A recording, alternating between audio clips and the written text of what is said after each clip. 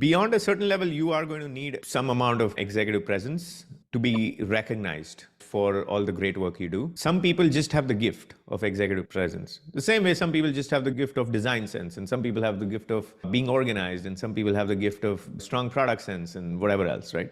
Some people just have the gift of executive presence.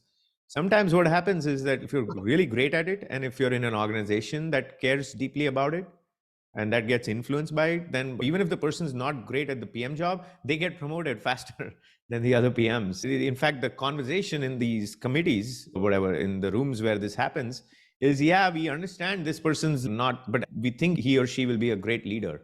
By the way, it's not restricted to people from one background, people from all sorts of backgrounds, genders, race, ethnicities, country of origin, immigration status. Across those, there are some people who are just gifted. And when they actually get promoted because people understand that they're actually not that great at the PM job, but there's the hope that they'll do the management of PM job better.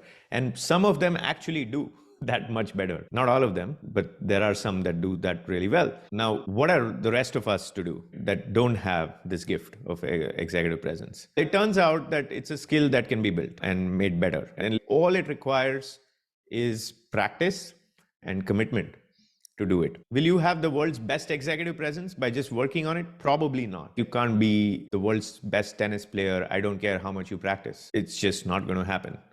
You can't be in the NBA no matter how much you practice unless you have some gifts. But don't dissuade yourself from working on it just because I said that. There's this misconception in society that, oh, anybody can be world class at anything. And athletes even say, oh, I'm here because I worked hard. So you need to understand that it's okay. You are at a 3 right now. It's fine to get to 5, and that'll require hard work. But guess what? If you go from a 3 to 5 in executive presence, and if you get better at some other aspects of the job, you are actually going to do quite well. So how do you go about it? There's the public speaking element to it. There is the listening element to it.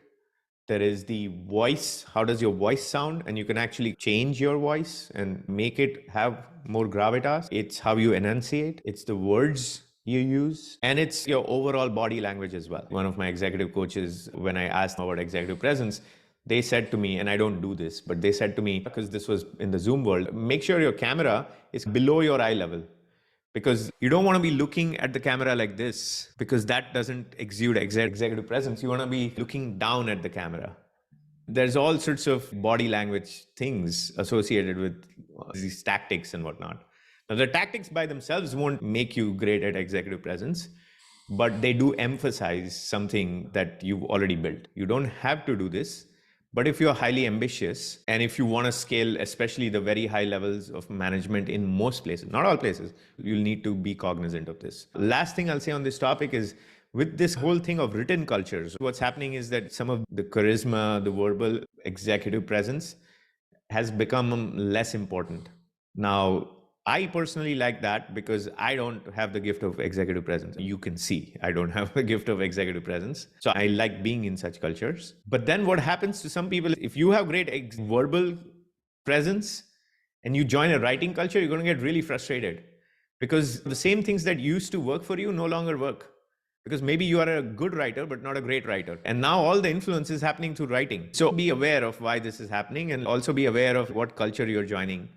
And if you say, you know what, I want to bring my executive presence from 3 to 6, but I'm not willing or able to do the hard work to bring it from 6 to 9, then if you think writing is a better way you can influence, then maybe consider a writing culture. So that's another way to think about how you might make moves. Now, don't do it just for that reason, but I've observed that people are actually able to get much farther because of these writing cultures, even though their actual executive presence is not that great.